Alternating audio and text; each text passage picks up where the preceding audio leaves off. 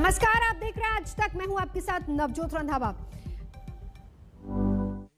मेरे प्यारे देशवासियों, नमस्कार। हम देख रहे हैं कि किस प्रकार से देश पूरी ताकत के साथ कोविड-19 के खिलाफ लड़ रहा है। पिछले 100 वर्षों में यह सबसे बड़ी महामारी है और इसी पैंडेमिक के बीच भारत ने अनेक प्राकृतिक आपदाओं का भी डटकर मुकाबला किया है। इस दौरान साइक्लोन अम्फान आया, साइक्लोन निसर्ग आया, अनेक राज्यों में बाढ़ आई, छोटे बड़े अनेक भूकंप आए, भूस्खलन हुए। अभी अभी पिछले 10 दिनों में ही देश ने फिर 2 बड़े साइक्लोन्स का सामना किया। पश्चिमी तट पर साइक्लोन ताउते और पूर्वी कोस्ट पर साइक्लोन यास। इन दोनों चक्रवातों ने कई राज्यों को प्रभावित किया है। देश और देश की जनता इनसे पूरी ताकत से लड़ी और कम से कम जानहानि सुनिश्चित की। हम अभी अनुभव करते हैं कि पहले के वर्षों की तुलना में ज्यादा से ज्यादा लोगों की जान बचा पा रहे हैं। विपदा के इस कठिन और असाधारण परिस्थिति में साइक्लोन से प्रभावित हुए सभी राज्यों के लोगों ने जिस प्रकार से साहस का परिचय दिया है, इस संकट की घड़ी में बड़े धैर्य के साथ, अनुशासन के साथ मुकाबला किया है, मैं आदरपूर्वक, हृदयपूर्वक सभी नागरिकों की सराहना करना चाहता हूं। जिन लोगों ने आगे बढ़कर राहत और बचाव के कार्य में हिस्सा लिया, ऐसे सभी लोगों की जितनी सराहना करें उतनी कम है। मैं उन सबको सैल्यूट करता हूं। केंद्र, राज्य सरकारें और स्थानीय प्रशासन सभी एक साथ मिलकर इस आपदा का सामना करने में जुटे हुए हैं। मैं उन सभी लोगों के प्रति अपनी संवेदना व्यक्त करता हूं जिन्होंने अपने करीबियों को खोया है। हम सभी इस मुश्किल घड़ी में उन लोगों के साथ मजबूती से खड़े हैं जिन्होंने इस आपदा का नुकसान झेला है। मेरे प्यारे देशवासियों, चुनौती कितनी ही बड़ी हो, भारत का विजय का संकल्प भी हमेशा उतना ही बड़ा रहा है। देश की सामूहिक शक्ति और हमारे सेवा भाव ने देश को हर तूफान से बाहर निकाला है। हाल के दिनों में हमने देखा है कि कैसे हमारे डॉक्टर्स, नर्सेस और फ्रंटलाइन वॉरियर्स, उन्होंने खुद की चिंता छोड़कर दिन रात काम किया और आज भी कर रहे हैं। इस सब के बीच कई लोग ऐसे भी हैं जिनकी कोरोना की सेकेंड वेव से लड़ने में बहुत बड़ी भूमिका रही है। मुझसे मन की बात के कई श्रोताओं ने नमो ऐप पर और पत्र के द्वारा इन वॉरियर्स के बारे में चर्चा करने का आग्रह किया है। साथियों, जब सेकेंड वेव आई, अचानक से ऑक्सीजन की मांग कई गुना बढ़ गई, तो बहुत बड़ा चैलेंज था। मेडिकल ऑक्सीजन का देश के दूर सुदूर हिस्सों तक पहुंचाना अपने आप में बड़ी चुनौती थी। ऑक्सीजन टैंकर ज्यादा तेज चले, छोटी सी भी भूल हो तो उसमें बहुत बड़े विस्फोट का खतरा होता है। इंडस्ट्रियल ऑक्सीजन का उत्पादन करने वाले काफी प्लांट देश के पूर्वी हिस्सों में हैं। वहां से दूसरे राज्यों में ऑक्सीजन पहुंचाने के लिए भी कई दिन का समय लगता है। देश के सामने आई इस चुनौती में देश की मदद की क्रायोजेनिक टैंकर चलाने वाले ड्राइवर्स ने, ऑक्सीजन एक्सप्रेस ने, एयरफोर्स के पायलट्स ने, ऐसे अनेकों लोगों ने युद्ध स्तर पर काम करके हजारों लाखों लोगों का जीवन बचाया। आज मन की बात में हमारे साथ ऐसे ही एक साथी जुड़ रहे हैं, यूपी के जौनपुर के रहने वाले श्रीमान दिनेश उपाध्याय जी। दिनेश जी, नमस्कार। सर जी प्रणाम। सबसे पहले तो मैं चाहूंगा कि आप जरा अपने बारे में हमें जरूर बताइए। सर, हमारा नाम दिनेश बाबुलनाथ उपाध्याय है। मैं गांव हसनपुर, पोस्ट जमुआ, जिला जौनपुर का निवासी हूं सर। उत्तर प्रदेश से हैं? हाँ सर जी। और सर, हमारा एक लड़का है, 2 लड़की और औरत और माँ बाप। और आप क्या करते हैं? सर मैं ऑक्सीजन का टैंकर चलाता हूँ सर, लिक्विड ऑक्सीजन का। बच्चों की पढ़ाई ठीक से हो रही है? हाँ सर, बच्चों की पढ़ाई हो रही है, लड़कियां भी पढ़ रही हैं दोनों, और मेरा लड़का भी पढ़ रहा है ये सर। ऑनलाइन पढ़ाई भी ठीक से चलती है उनकी? हाँ सर, अच्छे ढंग से कर रहे हैं। अभी बच्चियां हमारी पढ़ रही हैं, ऑनलाइन में ही पढ़ रही हैं सर। सर 15 से 17 साल हो गया सर, मैं ऑक्सीजन का टैंकर चलाता हूँ सर। अच्छा, आप ये 15-17 साल से सिर्फ ऑक्सीजन लेके जाते हैं, तो सिर्फ ट्रक ड्राइवर नहीं है आप, एक प्रकार से लाखों का जीवन बचाने में लगे हैं। सर हमारा काम ही ऐसा है सर ऑक्सीजन टैंकर का, कि हमारी जो कंपनी है आइनॉक्स कंपनी, वो भी हमारा लोग का बहुत ख्याल करती है, और हम लोग कहीं भी जाके ऑक्सीजन खाली करते हैं तो हमें बहुत खुशी मिलती है सर। लेकिन अभी कोरोना के समय में आपकी जिम्मेदारी बहुत बढ़ गई है। हाँ सर, बहुत बढ़ गई है। जब आप अपने ट्रक की ड्राइविंग सीट पर होते हैं तो आपके मन में क्या भाव होता है? पहले की तुलना में क्या अलग अनुभव? काफी दबाव भी रहता होगा, मानसिक तनाव रहता होगा, परिवार की चिंता, कोरोना का माहौल, लोगों की तरफ से दबाव, मांगे, क्या कुछ होता होगा? सर हमें कोई चिंता नहीं होता, हमें खाली यही होता है कि मैं अपना जो कर्तव्य कर रहा हूँ सर जी, वो हम टाइम पे लेके, अगर हमारे ऑक्सीजन से किसी को अगर जीवन मिलता है तो ये हमारे लिए बहुत गौरव की बात है। बहुत उत्तम तरीके से आप अपनी भावना व्यक्त कर रहे हो। अच्छा, ये बताइए, आज जब इस महामारी के समय लोग आपके काम के महत्व को देख रहे हैं, जो शायद पहले इतना नहीं समझा होगा, अब समझ रहे हैं, तो क्या आपके और आपके काम के प्रति उनके नजरिए में परिवर्तन आया है? हाँ सर जी, अभी पहले हम ऑक्सीजन के ड्राइवर कहीं भी जाम में इधर उधर फंसे रहते थे, लेकिन आज के डेट में प्रशासन ने भी हमारा लोग का बहुत हेल्प किया, और जहां भी हम जाते हैं, हम भी, हमारे अंदर से एक जिज्ञासा आती है, हम कितने जल्दी पहुंच के लोगों की जान बचाएं सर। चाहे खाना मिले चाहे न मिले, कुछ भी दिक्कत हो, लेकिन हम हॉस्पिटल पहुंचते हैं जब टैंकर लेके, और देखते हैं कि हॉस्पिटल वाले हम लोग को वी का इशारा करते हैं, उनके फैमिली लोग जिसके घर वाले एडमिट होते हैं। अच्छा, विक्ट्री का भी बताते हैं? हाँ सर, वी बताते हैं, कोई अंगूठा दिखाता है। हमको बहुत तसल्ली आती है हमारे जीवन में कि हमने कोई अच्छा काम जरूर किया है, जो मुझे ऐसा सेवा करने का अवसर मिला है सर। सारी थकान उतर जाती होगी। हाँ सर, हाँ सर।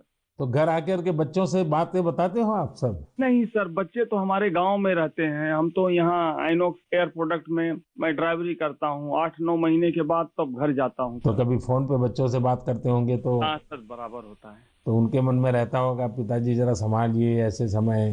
सर जी, वो लोग बोलते हैं पापा काम करो लेकिन अपने सेफ्टी से करो, और हम लोग सर सेफ्टी से काम करते हैं। हमारा मानगांव प्लांट भी है, और आइनॉक्स बहुत हमारा लोग का हेल्प करता है। चलिए दिनेश जी, मुझे बहुत अच्छा लगा आपकी बातें सुन करके, और देश को भी लगेगा कि इस कोरोना की लड़ाई में कैसे कैसे किस प्रकार से लोग काम कर रहे हैं। आप 9-9 महीने तक अपने बच्चों को नहीं मिल रहे हैं, परिवार को नहीं मिल रहे हैं, सिर्फ लोगों की जान बच जाए। जब ये देश सुनेगा ना, देश को गर्व होगा कि लड़ाई हम जीतेंगे, क्योंकि दिनेश उपाध्याय जैसे लाखों लाखों ऐसे लोग हैं जो जी जान से जुटे हुए हैं। सर जी, हम लोग कोरोना को किसी ना किसी दिन जरूर हराएंगे सर जी। चलिए दिनेश जी, आपकी ये भावना, यही तो देश की ताकत है। बहुत बहुत धन्यवाद दिनेश जी, और आपके बच्चों को मेरे आशीर्वाद कहिएगा। ठीक है, प्रणाम। धन्यवाद। प्रणाम। धन्यवाद। साथियों, जैसा कि दिनेश जी बता रहे थे, वाकई जब एक टैंकर ड्राइवर ऑक्सीजन लेकर अस्पताल पहुंचते हैं तो ईश्वर के भेजे गए दूत ही लगते हैं। हम समझ सकते हैं कि ये काम कितनी जिम्मेदारी का होता है, और इसमें कितना मानसिक दबाव भी होता है। साथियों, चुनौती के इसी समय में ऑक्सीजन के ट्रांसपोर्टेशन को आसान करने के लिए भारतीय रेल भी आगे आई है। ऑक्सीजन एक्सप्रेस, ऑक्सीजन रेल ने सड़क पर चलने वाले ऑक्सीजन टैंकर से कहीं ज्यादा तेजी से, कहीं ज्यादा मात्रा में ऑक्सीजन देश के कोने कोने में पहुंचाई। माताओं बहनों को यह सुनकर गर्व होगा कि एक ऑक्सीजन एक्सप्रेस तो पूरी तरह महिलाएं ही चला रही है। देश की हर नारी को इस बात का गर्व होगा। इतना ही नहीं, हर हिंदुस्तानी को गर्व होगा।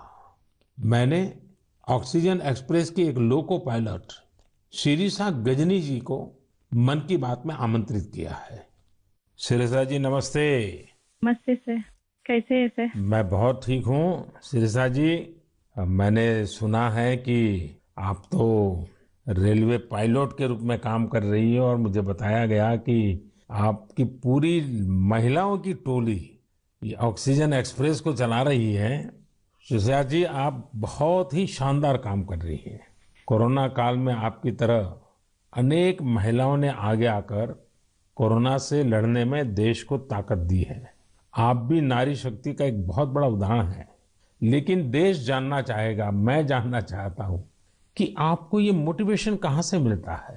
सर मुझको मोटिवेशन मेरा फादर मदर भी है सर।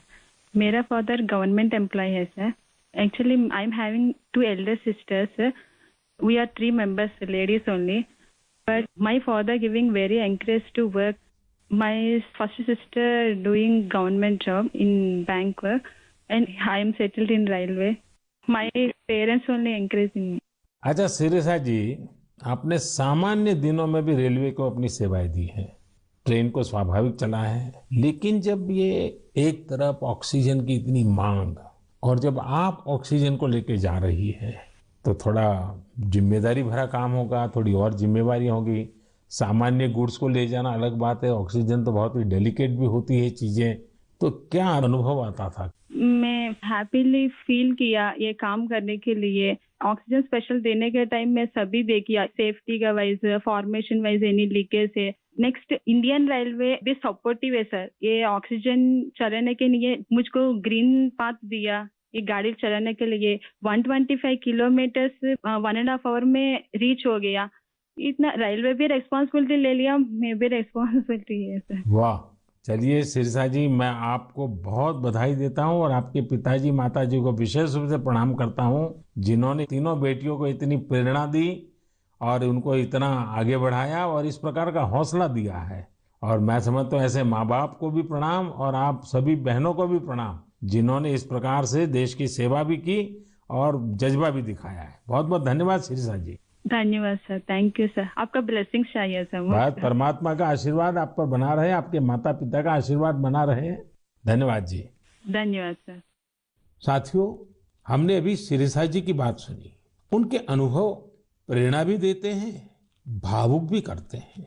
वास्तव में ये लड़ाई इतनी बड़ी है कि इसमें रेलवे की ही तरह हमारा देश जल, थल, नभ तीनों मार्गों से काम कर रहा है। एक और खाली टैंकर्स को एयरफोर्स के विमानों द्वारा ऑक्सीजन प्लांट तक पहुंचाने का काम हो रहा है। दूसरी ओर नए ऑक्सीजन प्लांट बनाने का काम भी पूरा किया जा रहा है। साथ ही विदेशों से ऑक्सीजन, ऑक्सीजन कंसंट्रेटर्स और क्रायोजेनिक टैंकर्स भी देश में लाए जा रहे हैं। इसलिए इसमें नेवी भी लगी, एयरफोर्स भी लगी, आर्मी भी लगी और डीआरडीओ जैसी हमारी संस्थाएं भी जुटी हैं। हमारे कितने ही वैज्ञानिक, इंडस्ट्री के एक्सपर्ट्स और टेक्नीशियन भी युद्ध स्तर पर काम कर रहे हैं। इन सब के काम को जानने की, समझने की जिज्ञासा सभी देशवासियों के मन में है। इसलिए हमारे साथ हमारी एयरफोर्स के ग्रुप कैप्टन पटनायक जी जुड़ रहे हैं। पटनायक जी जय हिंद। सर जय हिंद। सर मैं ग्रुप कैप्टन ए.के. पटनायक हूँ, वायुसेना स्टेशन हिंडन से बात कर रहा हूँ। पटनायक जी, कोरोना से लड़ाई के दौरान आप बहुत बड़ी जिम्मेवारी संभाल रहे हैं।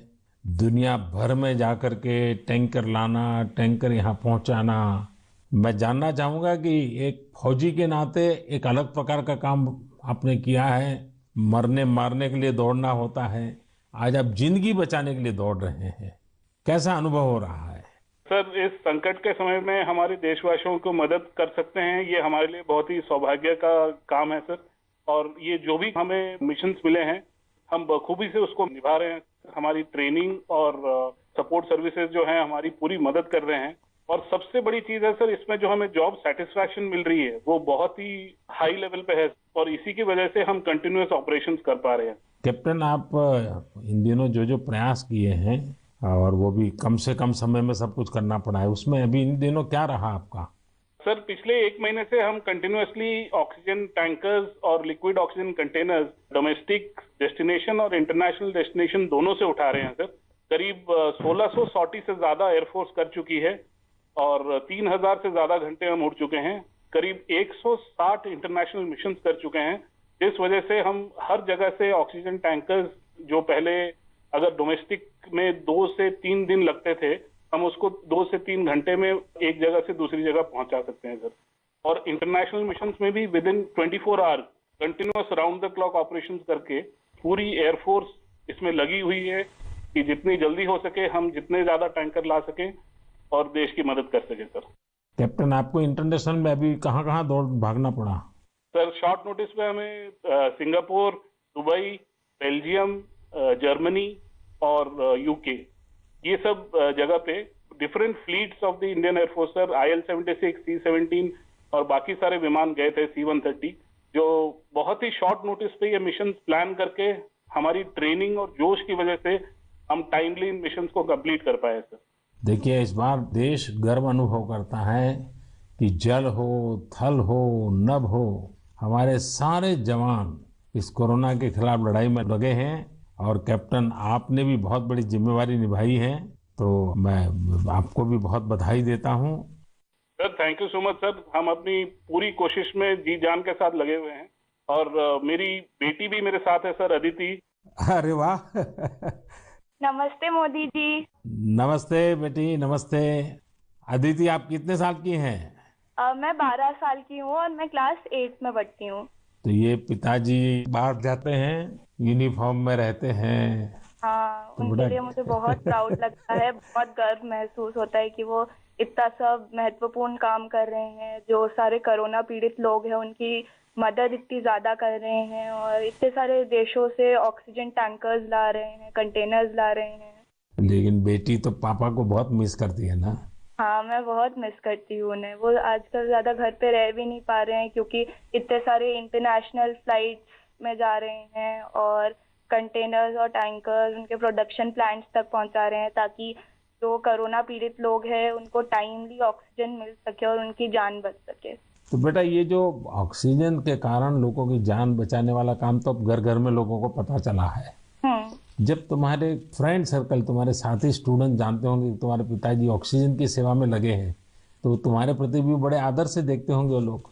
हाँ, मेरे सारे फ्रेंड्स भी बोलते हैं कि तुम्हारे पापा इतना ज्यादा इम्पोर्टेंट काम कर रहे हैं और तुम्हें भी बहुत प्राउड लगता होगा। और तब मुझे इतना ज्यादा गर्व अनुभव होता है। और मेरी जो सारी फैमिली है, मेरे नाना नानी, दादी, सब लोग भी मेरे पापा के लिए बहुत प्राउड है। मेरी मम्मी, और वो लोग भी डॉक्टर्स हैं, वो लोग भी दिन रात काम कर रहे हैं। और सारी आर्म फोर्सेस, मेरे पापा के सारे स्क्वाड्रन के अंकल्स और सारी जो फोर्सेस हैं, सब लोग, सारी सेना बहुत काम कर रही है। और मुझे यकीन है कि सबकी कोशिशों के साथ हम लोग कोरोना से ये लड़ाई जरूर जीतेंगे। हमारे यहाँ कहते हैं कि बेटी जब बोलती है ना, तो उसके शब्दों में सरस्वती विराजमान होती है। और जब अदिति बोल रही है कि हम जरूर जीतेंगे, तो एक प्रकार से ये ईश्वर की वाणी बन जाती है। अच्छा अदिति, अभी तो ऑनलाइन पढ़ती होगी?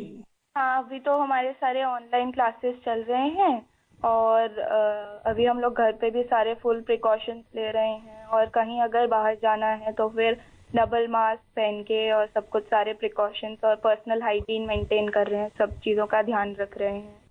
अच्छा बेटा, तुम्हारी क्या हॉबीज है, क्या पसंद है?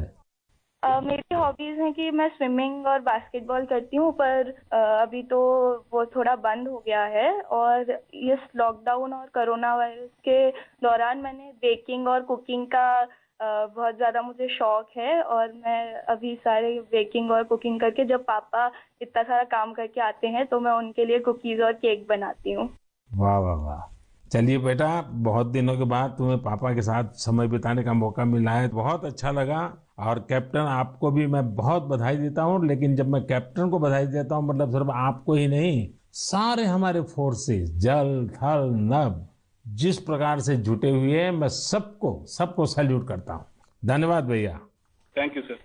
साथियों, वाकई हमारे इन जवानों ने, इन वॉरियर्स ने जो काम किया है, इसके लिए देश इन्हें सैल्यूट करता है। इसी तरह लाखों लोग दिन रात जुटे हुए हैं। जो काम वो कर रहे हैं वो उनके रूटीन काम का हिस्सा नहीं है। इस तरह की आपदा तो दुनिया पर 100 साल बाद आई है। एक शताब्दी के बाद इतना बड़ा संकट। इसलिए इस तरह के काम का किसी के पास कोई भी अनुभव नहीं था। इसके पीछे देश सेवा का जज्बा है और एक संकल्प शक्ति है। इसी से देश ने वो काम किया है जो पहले कभी नहीं हुआ। आप अंदाजा लगा सकते हैं, सामान्य दिनों में हमारे यहाँ एक दिन में 900 metric ton liquid medical oxygen का प्रोडक्शन होता था। अब ये 10 गुना से भी ज्यादा बढ़कर करीब करीब 9,500 मीट्रिक टन प्रतिदिन उत्पादन हो रहा है। इस ऑक्सीजन को हमारे वॉरियर्स देश के दूर सुदूर कोने तक पहुंचा रहे हैं। मेरे प्यारे देशवासियों, ऑक्सीजन पहुंचाने के लिए देश में इतने प्रयास हुए, इतने लोग जुटे। एक नागरिक के तौर पर ये सारे कार्य प्रेरणा देते हैं। एक टीम बनकर हर किसी ने अपना कर्तव्य निभाया है। मुझे बेंगलुरु से उर्मिला जी ने कहा है कि उनके पति लैब टेक्नीशियन है और ये भी बताया है कि कैसे इतनी चुनौतियों के बीच वो लगातार टेस्टिंग का काम करते रहे हैं। साथियों, कोरोना की शुरुआत में देश में केवल एक ही टेस्टिंग लैब थी, लेकिन आज 2,500 से ज्यादा लैब्स काम कर रही हैं। शुरू में कुछ 100 टेस्ट एक दिन में हो पाते थे। अब 20 लाख से ज्यादा टेस्ट एक दिन में होने लगे हैं। अब तक देश में 33 करोड़ से ज्यादा सैंपल की जांच की जा चुकी है। ये इतना बड़ा काम इन साथियों की वजह से ही संभव हो रहा है। कितने ही फ्रंटलाइन वर्कर्स सैंपल कलेक्शन के काम में लगे हुए हैं। संक्रमित मरीजों के बीच जाना, उनका सैंपल लेना, ये कितनी सेवा का काम है। अपने बचाव के लिए इन साथियों को इतनी गर्मी में भी लगातार पीपीई किट पहन के ही रहना पड़ता है। इसके बाद ये सैंपल लैब में पहुंचता है। इसलिए जब मैं आप सबके सुझाव और सवाल पढ़ रहा था तो मैंने तय किया कि हमारे इन साथियों की भी चर्चा जरूर होनी चाहिए। इनके अनुभवों से हमें भी बहुत कुछ जानने को मिलेगा।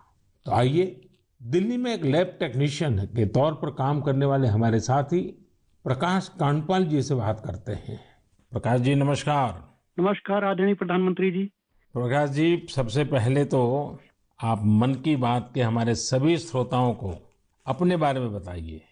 आप कितने समय से ये काम कर रहे हैं और कोरोना के समय आपका क्या अनुभव रहा है? क्योंकि देश के लोगों को इस प्रकार से न टीवी पर दिखते हैं, न अखबार में दिखते हैं, फिर भी एक ऋषि की तरह लैब में रह करके काम कर रहे हैं।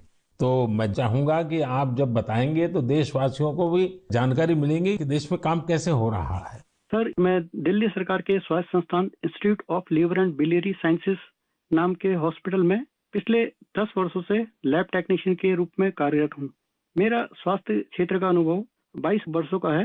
IELBS से पहले भी मैं दिल्ली के Apollo hospital, Rajiv Gandhi cancer hospital, Rotary blood bank जैसे प्रतिष्ठित संस्थान में काम कर चुका हूँ।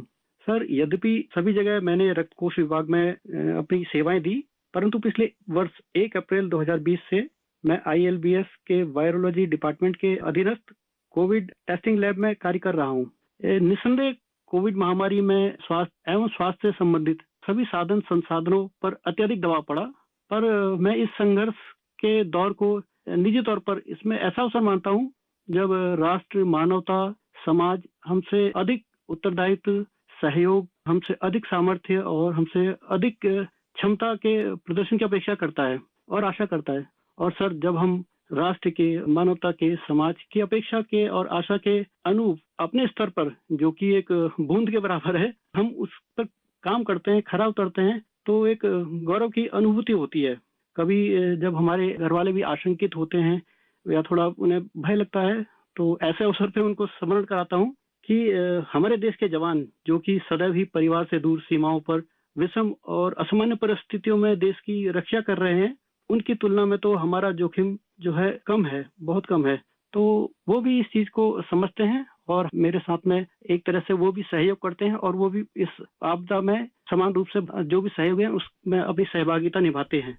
प्रकाश जी, एक तरफ सरकार सबको कह रही है कि दूरी रखो, दूरी रखो, कोरोना में एक दूसरे से दूर रहो, और आपको तो सामने से होकर के कोरोना के जीवाणुओं के बीच में रहना ही पड़ता है, सामने से जाना पड़ता है। तो ये अपने आप में एक जिंदगी को संकट में डालने वाला मामला रहता है, तो परिवार को चिंता होना बहुत स्वाभाविक है। लेकिन फिर भी ये लैब टेक्नीशियन का काम सामान्य संजोगों में एक है और ऐसी पेंडेमिक स्थिति में दूसरा है, और वो आप कर रहे हैं तो काम के घंटे भी बहुत बढ़ गए होंगे, रात रात लैब में निकालना पड़ता होगा, क्योंकि इतना करोड़ों लोगों का टेस्टिंग हो रहा है तो बोझ भी बड़ा होगा। लेकिन अपनी सुरक्षा के लिए भी सावधानी रखते हैं कि नहीं रखते हैं? बिल्कुल रखते हैं सर। हमारे आईएलबीएस की जो लैब है वो WHO से मान्यता प्राप्त है, तो जो सारे प्रोटोकॉल हैं वो इंटरनेशनल स्टैंडर्ड के हैं। हम त्रिस्तरीय जो हमारी पोशाक है उसमें हम जाते हैं लैब में और उसी में हम काम करते हैं, और उसका पूरा डिस्कार्डिंग का, लेबलिंग का और उनको टेस्टिंग का एक पूरा प्रोटोकॉल है, तो उस प्रोटोकॉल के तहत काम करते हैं। तो सर ये भी ईश्वर की कृपा है कि मेरा परिवार और मेरे जानने वाले अधिकतर जो अभी तक इस संक्रमण से बचे हुए हैं। तो एक चीज है कि अगर आप सावधानी रखते हैं और संयम बरतते हैं तो आप थोड़ा बहुत इससे बचे रह सकते हैं। प्रकाश जी, आप जैसे हजारों लोग पिछले 1 साल से लैब में बैठे हैं और इतनी जहमत कर रहे हैं, इतने लोगों को बचाने का काम कर रहे हैं, जो देश आज जान रहा है। लेकिन प्रकाश जी, मैं आपके माध्यम से आपकी बिरादरी के सभी साथियों को हृदयपूर्वक धन्यवाद करता हूं, देशवासियों की तरफ से धन्यवाद करता हूं, और आप स्वस्थ रहिए, आपका परिवार स्वस्थ रहे, मेरी बहुत शुभकामनाएं हैं। धन्यवाद प्रधानमंत्री जी, मैं आपका बहुत बहुत आभारी हूँ कि आपने मुझे अवसर प्रदान किया। धन्यवाद भैया। साथियों, एक प्रकार से बात तो मैंने भाई प्रकाश जी से की है, लेकिन उनकी बातों में हजारों लैब टेक्नीशियंस की सेवा की सुगंध हम तक पहुंच रही है। इन बातों में हजारों लाखों लोगों का सेवा भाव तो दिखता ही है। हम सभी को अपने जिम्मेदारी का भी बोध होता है।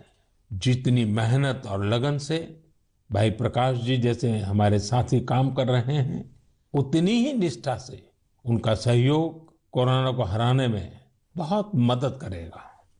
मेरे प्यारे देशवासियों, अभी हम हमारे कोरोना वॉरियर्स की चर्चा कर रहे थे। पिछले 1.5 सालों में हमने उनका खूब समर्पण और परिश्रम देखा है, लेकिन इस लड़ाई में बहुत बड़ी भूमिका देश के कई क्षेत्रों के अनेक वॉरियर्स की भी है।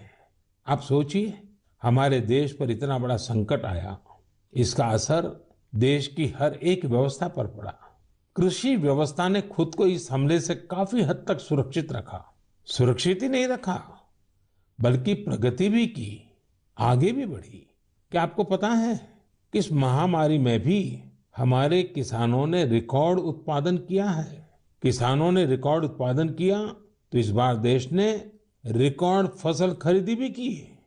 इस बार कई जगहों पर तो सरसों के लिए किसानों को MSP से भी ज्यादा भाव मिला है। रिकॉर्ड खाद्यान्न उत्पादन की वजह से ही हमारा देश हर देशवासी को संबल प्रदान कर पा रहा है। आज इस संकट काल में 80 करोड़ गरीबों को मुफ्त राशन उपलब्ध कराया जा रहा है, ताकि गरीब के घर में भी कभी ऐसा दिन न आए जब चूल्हा न जले। साथियों, आज हमारे देश के किसान कई क्षेत्रों में नई व्यवस्थाओं का लाभ उठाकर कमाल कर रहे हैं। जैसे कि अगरतला के किसानों को ही लीजिए। ये किसान बहुत अच्छे कटहल की पैदावार करते हैं। इनकी मांग देश विदेश में हो सकती है, इसलिए इस बार अगरतला के किसानों के कटहल रेल के जरिए गुवाहाटी तक लाए गए। गुवाहाटी से अब ये कटहल लंदन भेजे जा रहे हैं। ऐसे ही आपने बिहार की शाही लीची का नाम भी सुना होगा। 2018 में सरकार ने शाही लीची को GI टैग भी दिया था, ताकि इसकी पहचान मजबूत हो और किसानों को ज्यादा फायदा हो। इस बार बिहार की ये शाही लीची भी हवाई मार्ग से लंदन भेजी गई है। पूरब से पश्चिम, उत्तर से दक्षिण, हमारा देश ऐसे ही अनूठे स्वाद और उत्पादों से भरा पड़ा है। दक्षिण भारत में विजयनगरम के आम के बारे में आपने जरूर सुना होगा। अब भला ये आम कौन नहीं खाना चाहेगा। इसलिए अब किसान रेल सैकड़ों टन विजयनगरम आम दिल्ली पहुंचा रही है। दिल्ली और उत्तर भारत के लोगों को विजयनगरम आम खाने को मिलेगा और विजयनगरम के किसानों को अच्छी कमाई होगी। किसान रेल अब तक करीब करीब 2 लाख टन उपज का परिवहन कर चुकी है।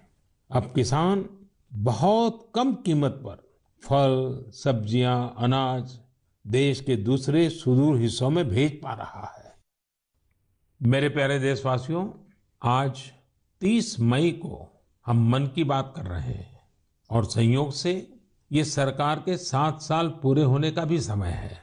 इन वर्षों में देश सबका साथ, सबका विकास, सबका विश्वास के मंत्र पर चला है।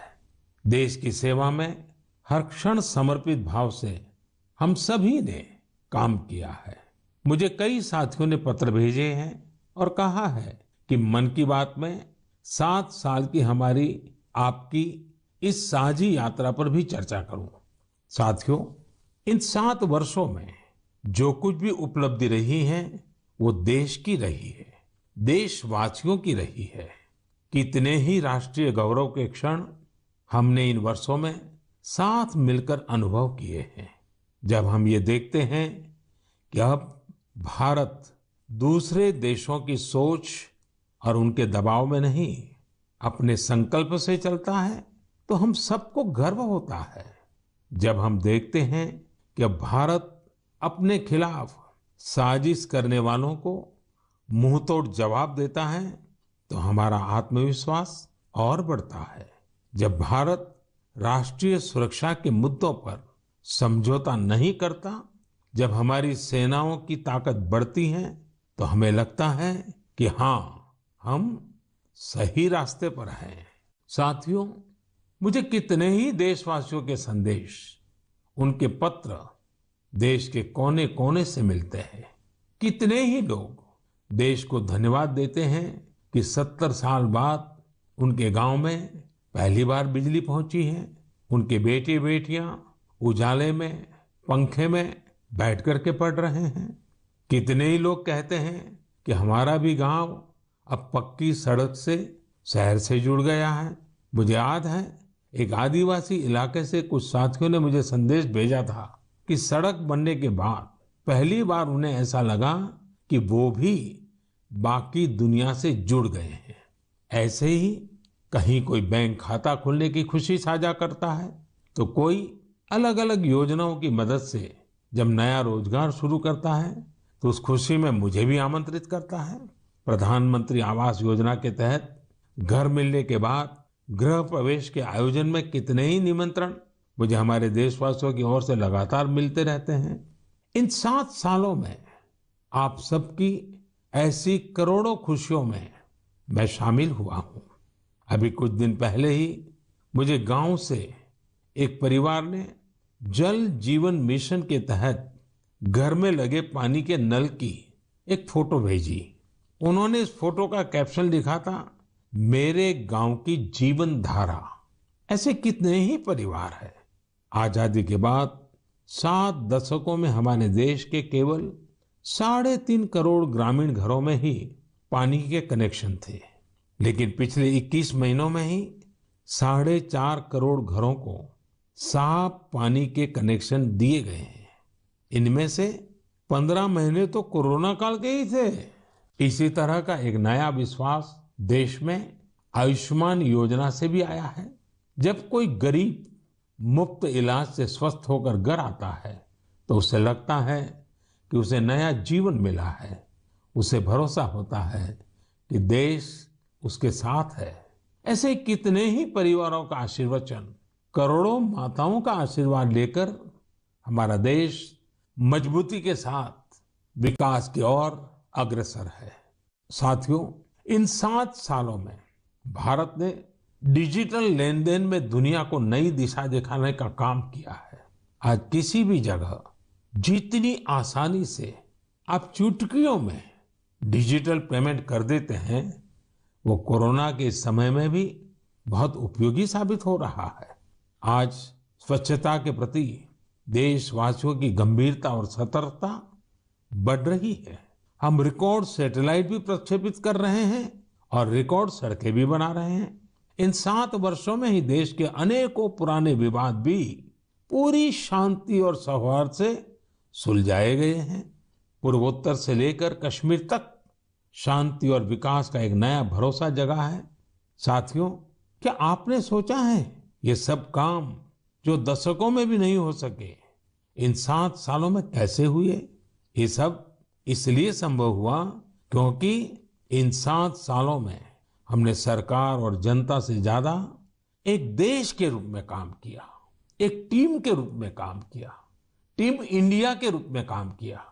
हर नागरिक ने देश को आगे बढ़ाने में एकाध कदम आगे बढ़ाने का प्रयास किया है। हाँ, जहां सफलताएं होती हैं वहां परीक्षाएं भी होती हैं। इन 7 सालों में हमने साथ मिलकर ही कई कठिन परीक्षाएं भी दी हैं और हर बार हम सभी मजबूत होकर निकले हैं। कोरोना महामारी के रूप में इतनी बड़ी परीक्षा तो लगातार चल रही है। ये तो एक ऐसा संकट है जिसने पूरी दुनिया को परेशान किया है। कितने ही लोगों ने अपनों को खोया है। बड़े बड़े देश भी इसकी तबाही से बच नहीं सके हैं। इस वैश्विक महामारी के बीच भारत सेवा और सहयोग के संकल्प के साथ आगे बढ़ रहा है। हमने पहली वेव में भी पूरे हौसले के साथ लड़ाई लड़ी थी। इस बार भी वायरस के खिलाफ चल रही लड़ाई में भारत विजयी होगा।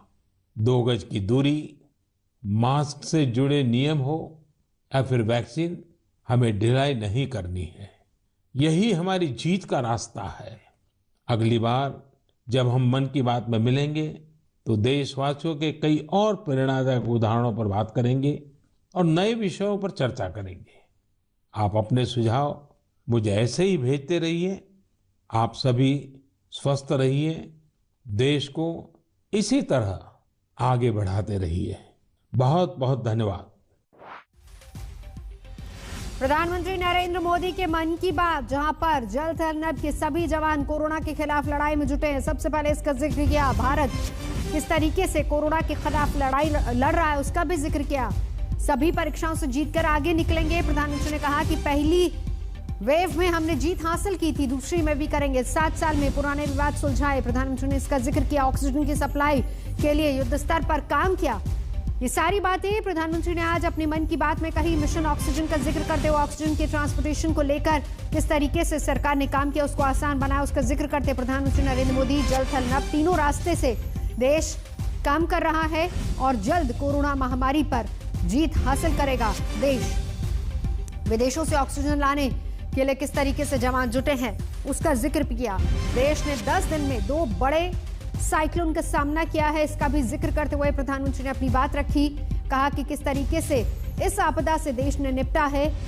रणनीति बनाकर विपदा में हम ज्यादा लोगों की सेवा कर रहे हैं। हमने पूरी ताकत से इन तूफानों का सामना किया है। प्रधानमंत्री नरेंद्र मोदी ने इस बात का जिक्र भी किया। इसके साथ ही साथ जल थल नभ के सभी जवान कोरोना के खिलाफ लड़ाई में जुटे हैं। ये सारी बातें आज प्रधानमंत्री नरेंद्र मोदी ने अपने मन की बात में कही। सामूहिक शक्ति से देश तूफान से बाहर आया है, इसका जिक्र करते हुए प्रधानमंत्री नरेंद्र मोदी मन की बात कार्यक्रम में साथ ही साथ उन्होंने कहा कि देश ने 10 दिनों में 2 बड़े साइक्लोन का सामना किया।